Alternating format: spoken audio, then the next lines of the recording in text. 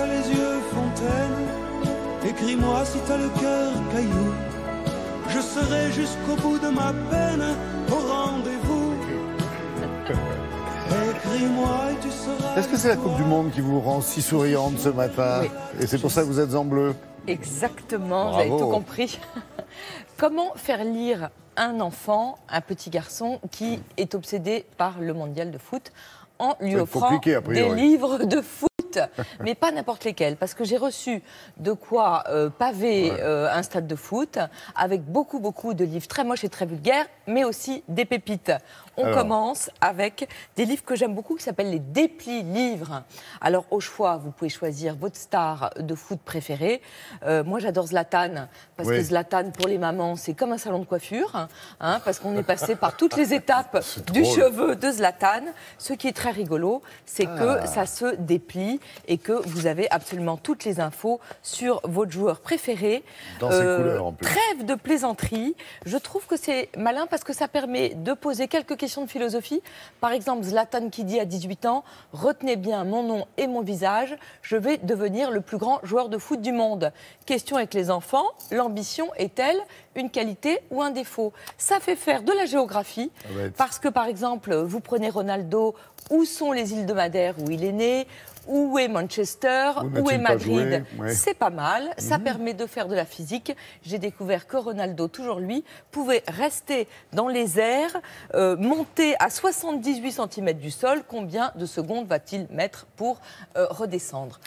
Le but du jeu, c'est que vos enfants, non pas prennent la place du camarade Romden, mais qu'ils lisent et surtout qu'ils aient le plaisir de lire.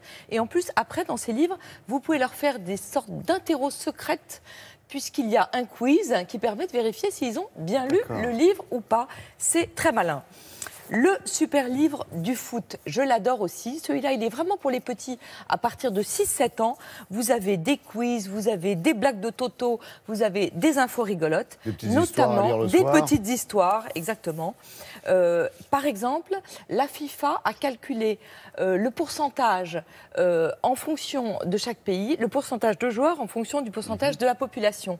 Donc à partir de là, quel est le pays où on joue le plus au foot dans le monde? En Europe, c'est l'Allemagne, ça c'est sûr. En Europe, c'est l'Allemagne qui est deuxième pays au monde, mais le premier pays, c'est le Costa Rica. 27% de la population joue au foot. Il y a des jeux et il y a aussi un zoom très intéressant sur le football féminin. Et oui, on n'oublie pas les filles. Et puis, on peut même fabriquer un baby-foot chez soi avec du carton. C'est aux 2 coques d'or et je trouve que c'est très bien fait. Pour les un petit peu plus grands, 9-10 ans, Planète Football, la passion du jeu chez Gallimard Jeunesse. Personne ne fait mieux que Gallimard, les livres documents avec plein d'infos et en même temps avec des maquettes absolument somptueuses. On trouve tout là sur l'histoire du foot, sur l'histoire du ballon qui était d'abord fabriqué avec des vessies de porc. Et c'est dans un château en Écosse en 1540 qu'on a trouvé le plus vieux ballon du monde. Et oui, je trouve que c'est bien parce qu'on peut les lire avec ses copains, on peut les lire aussi avec son père ou avec sa mère. Ça prouve que la lecture peut être un sport collectif aussi. Et ça, c'est important de le dire aux enfants. Et pour finir, un petit roman que j'adore qui s'appelle En pleine lucarne, qui est signé Philippe Delerme, le Philippe Delerme qu'on aime chez Folio Junior. Des ados, 2 ados qui s'aiment, qui s'adorent, qui sont les meilleurs amis du monde. Il y en a un qui doit quitter sa Normandie parce qu'il a été repéré par un centre de formation. Il va jouer à Sochaux. Son ami est très triste. Arrive un autre enfant, un joueur très doué qui est turc et ça sème la pagaille dans l'équipe. Il y a de l'amitié, de la solidarité. Je trouve que Philippe Delerme, il parle aux enfants comme personne d'autre. Moi, je l'adore personnellement. Et vraiment, à partir du collège, vous leur donnez ce livre, ils vont adorer. Et pour finir, quand même, un antidote. Si vous détestez le foot... Oui, parce que je vous vois arriver avec une pile de livres. Ah, tu voulais parler foot? Eh ben tiens, lis, mon petit. Il va être content. J'ai pensé aux mamans, qui elle. n'aiment pas le foot. Je leur ai trouvé des histoires d'amour. Il y a aussi des papas qui n'aiment pas le foot. Il y a aussi alors, ils peuvent le lire aussi, parce que c'est un livre génial. Ça s'appelle 11 histoires de séduction.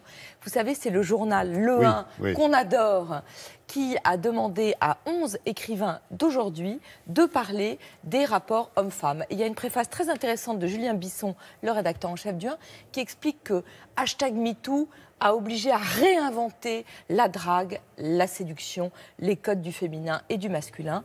Philippe Claudel a écrit une nouvelle géniale sur comment est-ce qu'on va se rencontrer aujourd'hui. Elle est implacable, elle est très angoissante, mais elle est géniale. Et vous avez Philippe Génada, qui est l'écrivain le plus drôle de toute la Terre et de tous ses environs, qui écrit une nouvelle. Si vous ne riez pas, je ne peux rien faire pour vous. Bah, vous avez fait beaucoup déjà, 11 recettes finalement, pour passer du temps si on est obligé d'aller dans les tribunes aussi. Oui. On peut avoir de bonnes lectures. Merci beaucoup Olivia.